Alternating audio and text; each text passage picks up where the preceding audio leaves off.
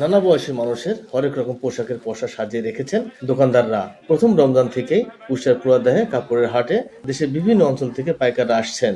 সপ্তাহে বুধ, বৃহস্পতি ও শুক্রবার কাপড়ের হাট বসলেও ঈদ সামনে রেখে এখন প্রতিদিনই বেচাকেনা হয় কাপড়। পাইকাররা এই হাট থেকে কাপড় কিনে নিজেদের ব্যবসা প্রতিষ্ঠানে নিয়ে যান। এই হাটে সুলভ মূল্যে মিলে বাহারি পোশাক। সব ধরনের মাল এখানে পাওয়া যায় এবং ঢাকা থেকে ঝামেলা কম হয়। এখান থেকে নিয়ে যে আমি কালীগঞ্জে বিক্রি করি, কম দামে পাই। এখান থেকে নিয়ে যে আমরা ওইখানে যে একটু বেশি দামে বিক্রি করি। এখনো ঈদের বেচাকেনা শুরু হয়নি, আমরা আশা করছি 15 রোজার পর থেকে বেচাকেনাটা হবে। রমজান এই হাটে প্রতিদিন 2 থেকে 2.5 কোটি টাকার বেশি বেচাকেনা হয় বলে জানান ব্যবসায়ী সমিতি। ডাকাতি হচ্ছে, আমরা তো অনেক ভয়ে আছি। আমরা প্রশাসনের সাহায্য চাই, প্রশাসনের নিরাপত্তা চাই।